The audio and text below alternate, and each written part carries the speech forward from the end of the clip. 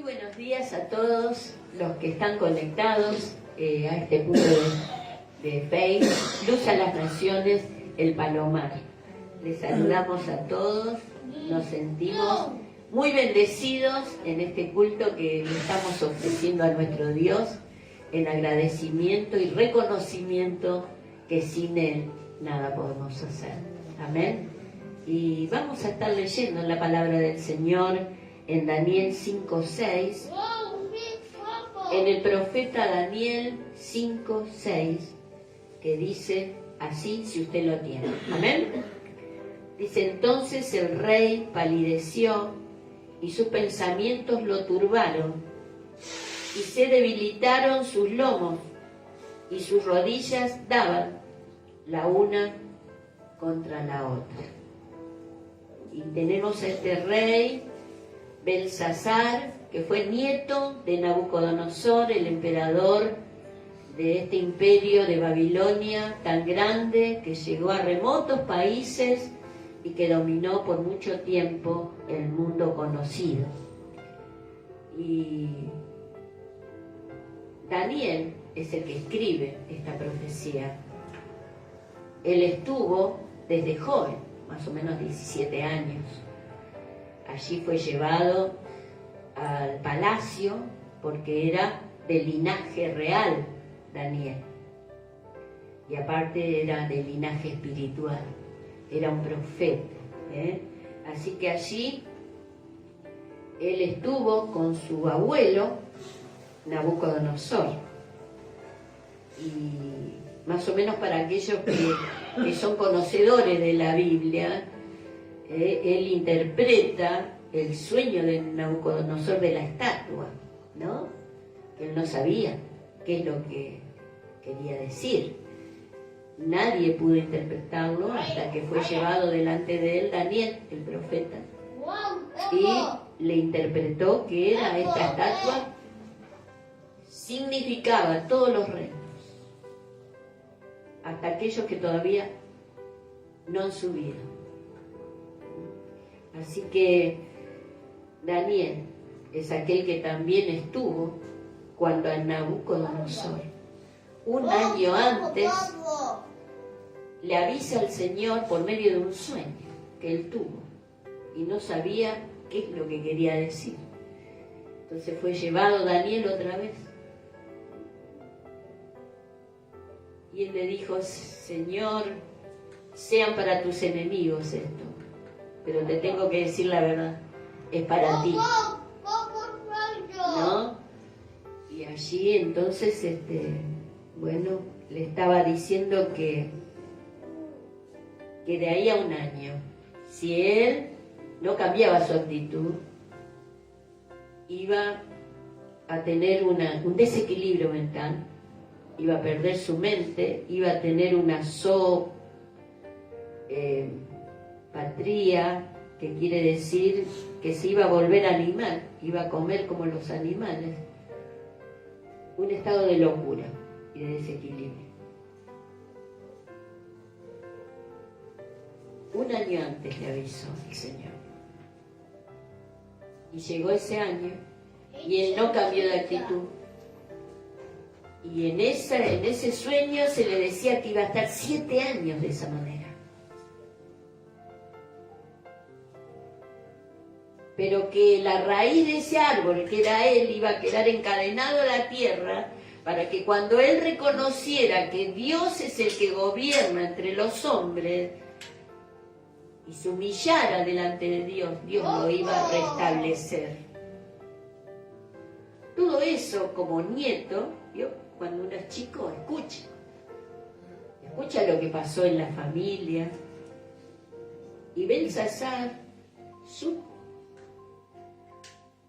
lo que había sucedido con su abuelo, con su padre Nabonido, y él ahora estaba ahí. Nabonido reinó desde el 556 al 539 antes de Cristo, y el primer señor era Nabonido y el segundo señor era Belsasar, a quien estamos leyendo aquí en Daniel 5.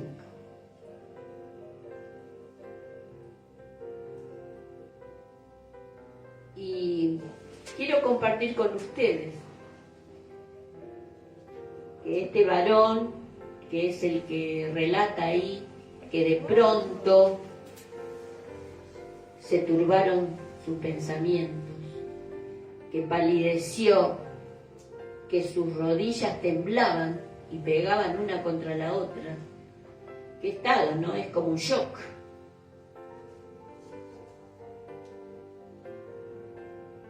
¿Por qué estaba sucediendo esto? Y vamos a ir a eso, ¿no? Quiero compartir con ustedes que los seres humanos no tenemos excusa. ¿Saben? No tenemos excusa. Belsasar no tuvo excusa. Ninguno de nosotros tiene excusa. Número uno, porque Dios se dio a conocer. Y se dio a conocer desde la creación, desde que Él hizo la creación. En Romanos 1:20 dice, porque las cosas invisibles de Él, su eterno poder y deidad, se hacen claramente visibles desde la creación del mundo, siendo entendidas por medio de las cosas hechas, de modo que no tienen excusas. Y yo diría, de modo que no tenemos excusas. Porque Él mostró las cosas invisibles y las dio a conocer, invisibles de su poder y su divinidad, su deidad, y la hizo claramente visible desde la creación del mundo. De modo que nadie tiene excusas. En Eclesiastés 3:11 dice Salomón, todo lo hizo hermoso en su tiempo y ha puesto eternidad en el corazón de ellos, sin que alcance el hombre a entender la obra que ha hecho Dios desde el principio hasta el fin. Podemos entender en parte, ¿no? Cuando vemos esta creación maravillosa, cuando vemos nuestro cuerpo, que es un aparato de ingeniería total,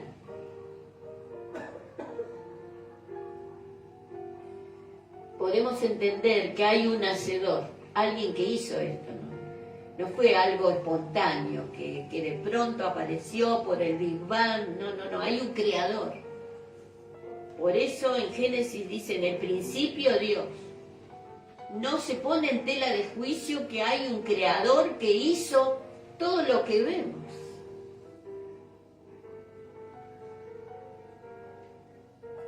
Por eso no tenemos excusa. Decirle a tu compañero, no tenemos excusa. No hay excusa. ¿Qué son las excusas? Las excusas son explicaciones que nosotros damos para no seguir a Dios, para no leer la palabra, para no orar. Excusas son aquellas que interponemos ante lo que Dios a veces nos exige, porque este Dios que da también exige. ¿Amén? ¿Y qué exige? ¿Que quiera ser mi discípulo? Niéguese a sí mismo, tome su cruz y sígame una vez al mes. No. Cada día.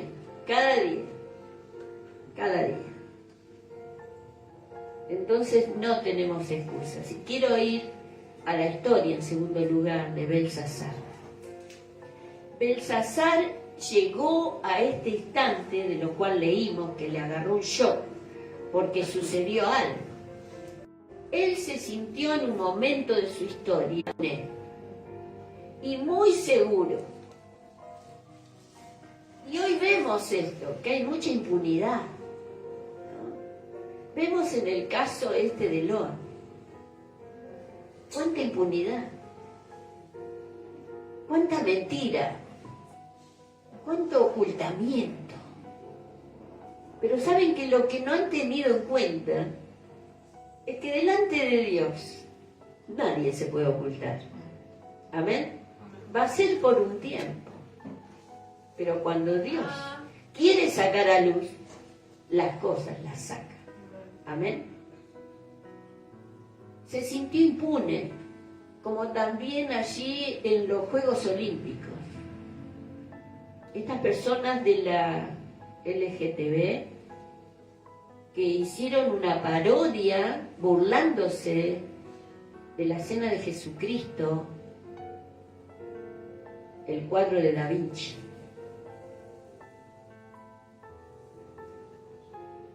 Y esto toca no solamente a los católicos, sino al mundo cristiano. Amén. Que la cena del Señor es algo que tenemos que respetar y no ponerla como en una burla. ¿Por qué hacen esto? Porque se sienten impunes. Belsasar se sintió impune. ¿Sabe por qué? Porque se sentía seguro. Él sabía que afuera de las murallas de allí de Babilonia estaban los medo-persas. Lo estaban asediando. Pero estaba tan seguro de que no iban a entrar, porque tenían una muralla de 90 metros de altura y 24 metros de ancho. Entonces tenían una seguridad. Sobre esos muros había seguridad, personas que estaban armadas. Tenían el río Éufrates que pasaba subterráneamente por toda la ciudad, no les faltaba agua. Tenían alimento por 10 años. Así que él se sintió con libertad de hacer lo que quería. Que los medo-persas sigan ahí, ¿no? Los arqueólogos, que son los agentes auxiliares para confirmar que la palabra de Dios es verdad. Sabe que ellos en las excavaciones encontraron una habitación interna dentro del palacio que era de 18 metros de ancho por 52 de largo. Era suficiente para una fiesta para 1000 personas más o menos. Y es muy probable que esta fiesta se hizo en esta habitación que descubrieron los arqueólogos. Él se sentía tan seguro porque ¿quién iba a entrar, no? Dice en Job 34, 21 y 22, dice, porque sus ojos están sobre los caminos del hombre y ve todos sus pasos. No hay tinieblas ni sombra de muerte donde se escondan los que hacen maldad. O sea que los ojos del Señor están sobre nuestros caminos. Amén. Tenemos que ser conscientes. Y él se olvidó de la estatua, del tiempo, de los imperios, se olvidó que Babilonia iba a caer, que iban a ser tomados por los medo-persas. Se olvidó de todo eso, vivió el presente. Y vamos a hacer una festichona. Hedonista que se mueve conforme a sus deseos carnales. Un desenfreno que cayó en profanar los vasos del templo de Jerusalén, orgías e idolatría. Nosotros podemos leer allí en Daniel 5, 2 al 4, que dice: Belsasar, con el gusto del vino, mandó que trajesen los vasos de oro y de plata que Nabucodonosor, su padre, quiere decir su abuelo, y había traído del templo de Jerusalén, para que bebiesen en ellos el rey y sus grandes, sus mujeres y sus concubinas. Eran los vasos del templo de Jerusalén. Estos vasos eran para usarlos en forma santa para Dios. Y allí en el 3 dice que él mandó a buscar eso. Entonces fueron traídos los vasos de oro que habían traído del templo de la casa de Dios, que está en Jerusalén. Y bebieron en ellos el rey y sus príncipes, sus mujeres y sus concubinas. Bebieron vino y alabaron a los dioses de oro y de plata, de bronce, de hierro, de madera y de piedra. O sea que no tuvieron temor de Dios. Ellos odiaban al Dios de Israel. Es más, los habían vencido y los habían traído cautivos allá a Babilonia. La idolatría, que es reconocer, adorar a objetos de metal, de madera, que no son dioses, pueden ser creados con las manos de un ser humano. Así que esa fue la situación de Belsasar.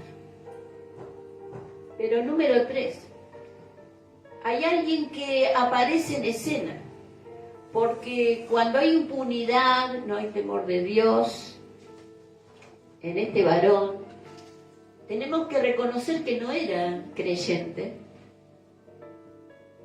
pero sí había sido avisado y habían visto la obra de Dios avisándoles que hay un Dios que gobierna.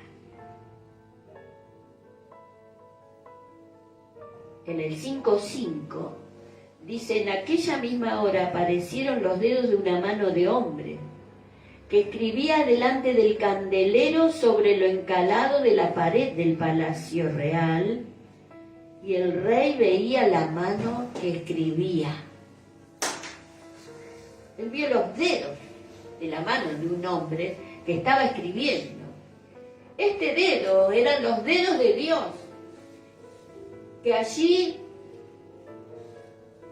dice que él escribe con su dedo los 10 mandamientos. Él aparece cuando es necesario y comienza a escribir, porque era la única manera de salirle al encuentro a este rey. Entonces cuando él ve esto, ¿quién era el que escribía? ¿Qué significaba lo escrito? Porque era un mensaje en arameo. Entonces el rey palideció. Se le terminó la fiesta. Palideció, sus pensamientos se turbaron, quiere decir que es como que, ¿qué es esto, no? Se debilitaron sus lomos y sus rodillas comenzaron, yo creo que hasta ruido hacían las rodillas.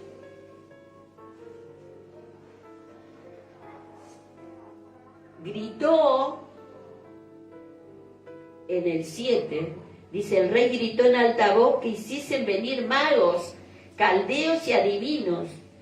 Dijo el rey a los sabios de Babilonia: cualquiera que lea esta escritura y me muestre su interpretación, será vestido de púrpura y un collar de oro llevará en su cuello, y será el tercer señor en el reino.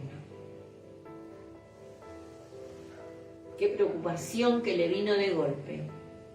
Entonces fueron introducidos todos los sabios del rey, pero no pudieron leer la escritura ni mostrar al rey su interpretación. Entonces ahí dice que el rey Belsasar se turbó sobremanera, mucho más de lo que estaba. Y palideció, y sus príncipes estaban perplejos, no sabían qué hacer. Hay momentos en nuestra vida que a veces no sabemos qué hacer, que aún teniendo salud, tenemos como un decaimiento que nos baja la presión, que no sabemos qué es lo que nos está pasando. Es algo que no entendemos. Algo está pasando, pero no entiendo. Y allí aparece la reina madre, porque la esposa estaba con él, las concubinas. Esta reina madre que había también sido testigo de lo que le había pasado a Nabucodonosor. En el 11 y 12 dice: en tu reino, ahí en el 10, la reina, por las palabras del rey y de sus príncipes, entró a la sala del banquete y dijo: Rey, vive para siempre, no te turben tus pensamientos ni palidezca tu rostro. En tu reino hay un hombre en el cual mora el espíritu de los dioses santos, y en los días de tu padre se halló en él luz e inteligencia y sabiduría,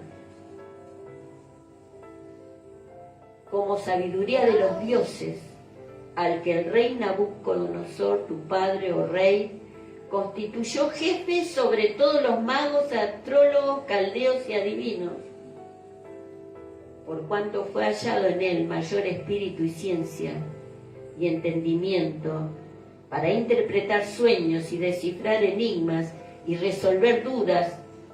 Esto es en Daniel, al cual el rey puso por nombre Belsasar. Llámese pues ahora a Daniel, y él te dará la interpretación. Nabucodonosor le puso el nombre de su rey, de su dios, Belsasar.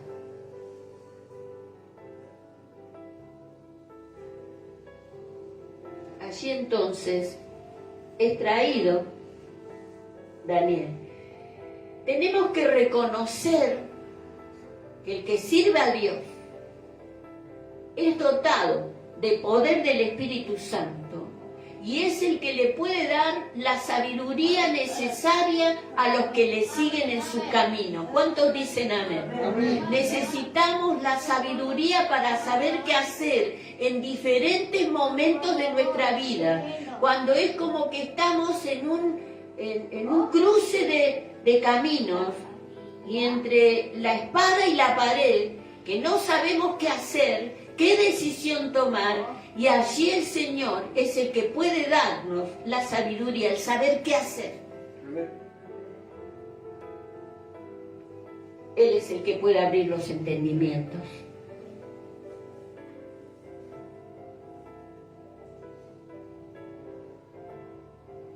Allí entonces Él es traído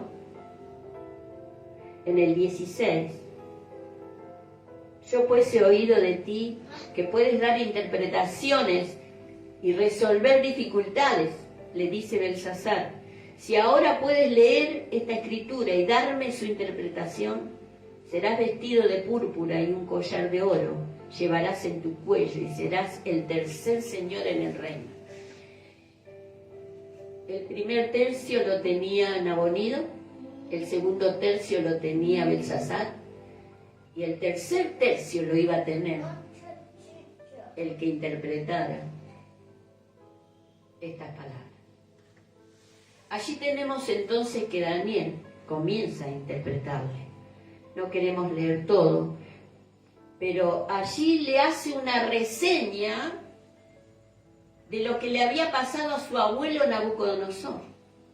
Y en el 5:22 dice: y tú, su hijo Belsasar, no has humillado tu corazón, sabiendo todo esto.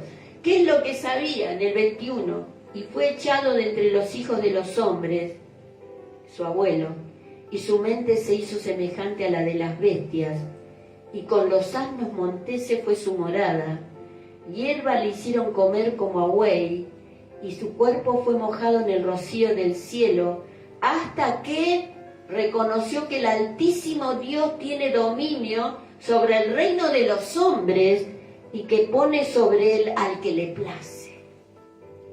Me encanta esta palabra.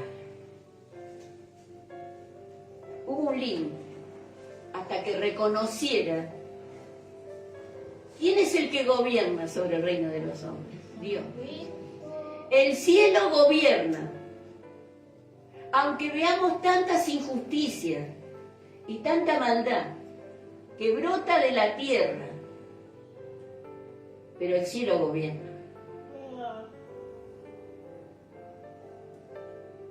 Allí entonces le dice, tú sabiendo todo esto, le dice, vos sabías lo que pasó con tu abuelo.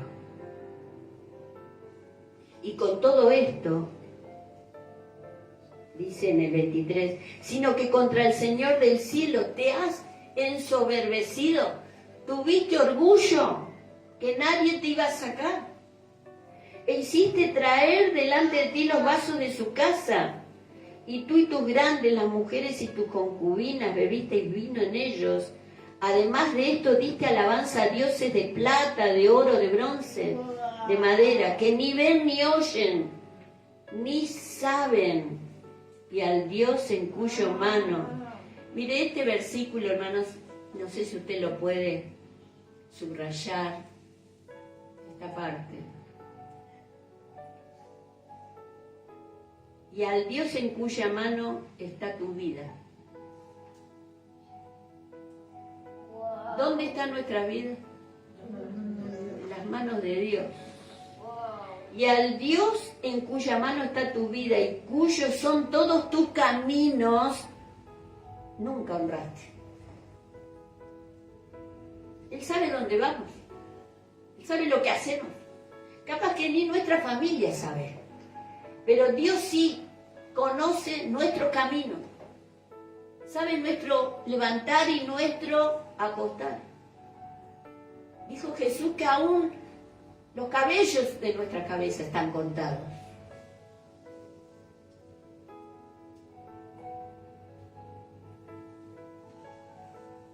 Me encantó, y al Dios en cuya vida, en cuya mano está tu vida.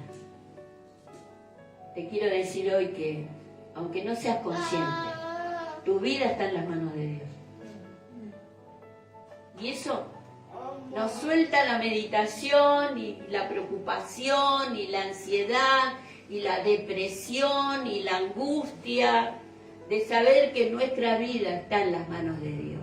¿Cuántos dicen amén? Y que mis caminos están delante de sus ojos. Y que Él también estaba diciendo delante de este Dios que nunca honraste. Sabía que nunca había, ni siquiera con un ojo, había mirado a Dios. Porque se sentía tan orgulloso de todo lo que tenía. Y esta escritura, entonces de su presencia fue enviado la mano que trazó esta escritura. ¿De dónde vino? De la presencia de Dios. Mene quiere decir, se cortó tu reino. Esta es la interpretación del asunto. Mene, contó Dios tu reino y le ha puesto fin. Le dio un punto final.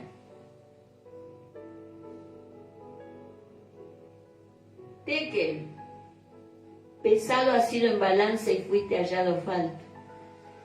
Es como esas balanzas antiguas que usted ponía 1 kilo acá y el otro tenía que poner el pan o las papas. Bueno, de este lado el Señor había puesto su justicia, su exigencia, y de este lado estaba la vida de Belsasar, que no alcanzaba la exigencia de Dios y ha sido hallado falto. Por eso es el motivo de esta mano, de esta escritura. No alcanzaste la exigencia de Dios, Pérez. Tu reino ha sido roto y dado a los medo-persas. A los medo-persas que están ahí afuera, que vos pensabas que nunca iban a entrar. Pero esa misma noche se cumplió. Y damos gracias a Dios por los historiadores. Heródoto escribió, los persas desviaron el río Éufrates. Hicieron como una muralla ahí y pudieron entrar en seco al palacio del rey. Esa misma noche se presentaron en la fiesta. Qué sorpresa, ¿no? Los medos y persas, acá estamos, ¿no? Él fue muerto esa misma noche.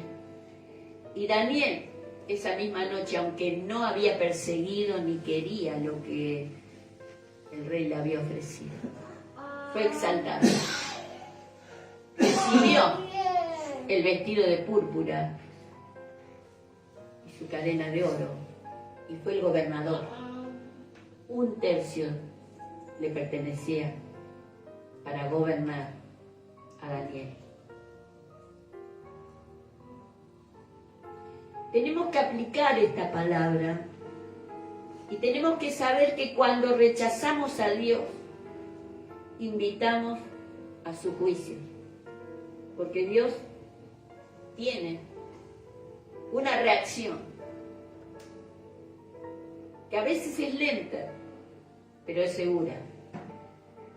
Dios juzga a las naciones y hay consecuencias inmediatas si no nos arrepentimos. Pero si nos arrepentimos, como dice 1 de Juan 1:9, que si confesamos nuestros pecados, Él es fiel y justo para perdonarnos y limpiarnos de toda maldad. Amén. Puede ser que esa consecuencia inmediata pueda ser atenuada por nuestro arrepentimiento verdadero delante de Dios. Dios puede juzgar esas fuerzas externas como los medo-persas. Y tenemos que saber que ninguna defensa que pueda levantar un ser humano puede salvarnos cuando Dios llega con su juicio. Ahí vemos que somos tan limitados. Y cuando Dios sopla, se acaba.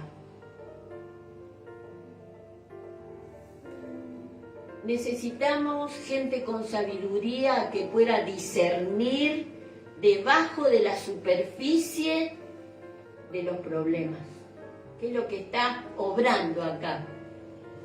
Para entender por qué estamos pasando esto.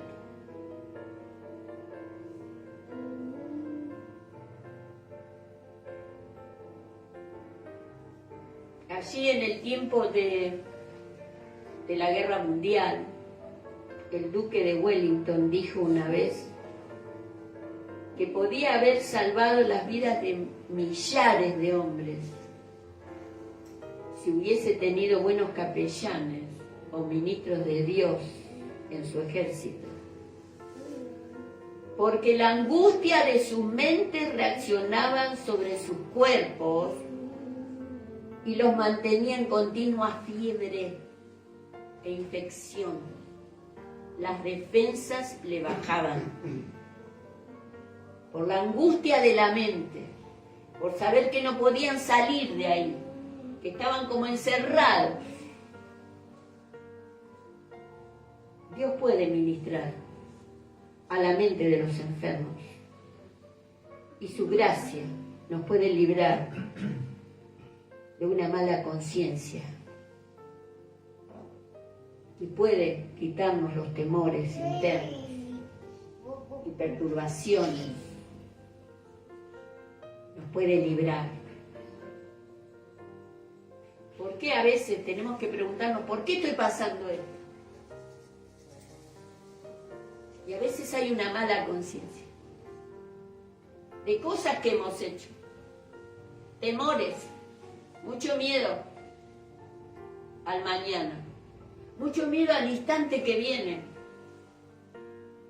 y bajan nuestras defensas y de la nada nos enfermamos y nuestra salud se desequilibra y a veces se desequilibra la mente y hay conductas que no las entendemos. Pero les tengo que decir que para esto apareció el Hijo de Dios. Gracias. Para deshacer las obras del diablo. Amén. Para deshacer. Y que nosotros sepamos que tenemos que volvernos a Dios para que la sangre preciosa de Jesús limpie nuestras conciencias de obras muertas, de lo que hemos hecho. Y no hay nadie aquí ni en ningún lado que pueda decir yo no he pecado, yo nunca hice nada. Porque solamente decir nunca hice nada nos hace sospechosos.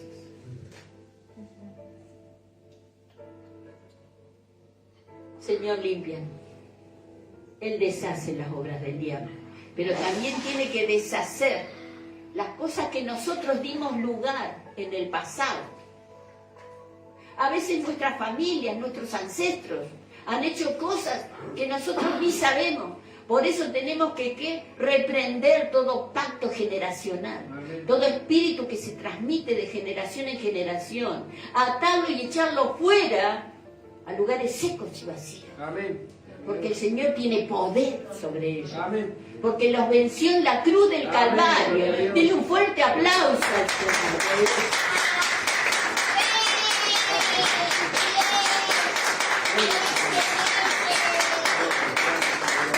Porque allí Lucas, el médico amado, pudo escribir: Él vino a libertar al cautivo y a poner en libertad a los oprimidos. ¿Qué es lo que te está oprimiendo? La opresión es un peso, es como una roca de hierro que está sobre tu cabeza y no te deja levantar. Él dice que nos vino a dar libertad.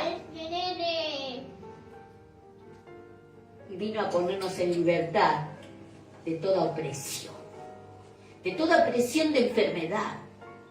De toda opresión de personas enemigas. De toda opresión que venga en contra de nosotros, hermanos. Porque Jesús es nuestro Señor. Él es el que tiene el poder. Por eso hay que darle lugar a quién. Hay que darle lugar a Él en nuestros corazones, en nuestra vida, crecer en fe y saber que Él está con nosotros. Amén. Para que crezcan las defensas de nuestro organismo. Gracias, Jesús. Para que podamos estar bien. Para que Dios tome control de nuestras vidas. Amén. Para que Él nos liberte espíritu, alma y cuerpo. Amén. Porque la salvación del Señor es integral. Y nosotros somos seres tripartitos, espíritu, alma y cuerpo. Nuestro espíritu necesita ser salvo. Nuestra mente necesita ser libertada. Nuestra conciencia y nuestro cuerpo necesita ser sanado. ¿Cuántos dicen amén? Amén. Y Él está aquí. Gracias. No tenemos excusa, porque Él se ha manifestado desde el principio de la creación para bien de nosotros. Porque todo aquel que cree en Él no se va a perder, sino que va a tener ¿qué? Vida eterna. Oremos, Señor. Gracias te damos, Señor, en esta mañana, porque realmente, Señor, tu palabra es verdadera, es eficaz. Es más cortante que espada de dos filos, que penetra el alma y discierne lo malo y lo bueno. Señor, y delante de ti todas las cosas están al desnudo. No te podemos engañar a ti. Por eso, Señor, abrimos nuestro corazón, nuestra mente, que tú llegues hasta donde tienes que llegar, en nuestro corazón, en nuestro espíritu, en nuestro cuerpo, en el nombre de Jesús. Señor, perdona nuestros pecados, limpia nuestra conciencia.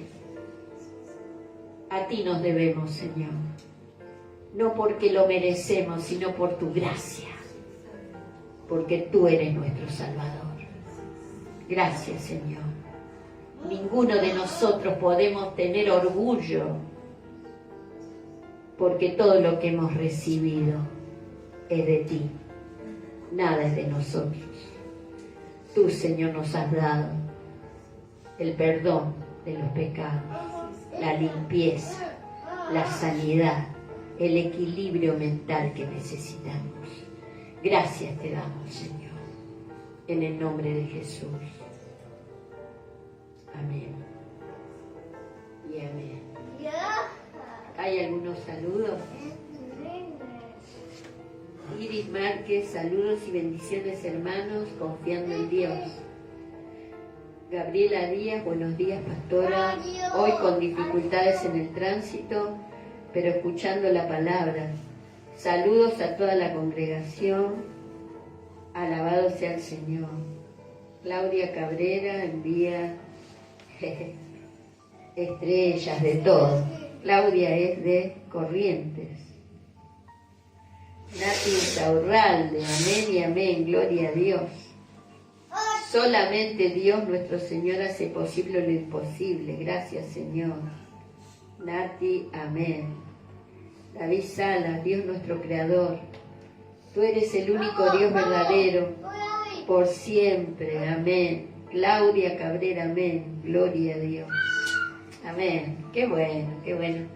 Les envío mis saludos a todos y que Dios les bendiga, que esta palabra haya impactado no solamente la mente, sino el corazón, y traiga salud a nuestra mente y a nuestro cuerpo y a nuestro espíritu. Dios te bendiga. Un besito.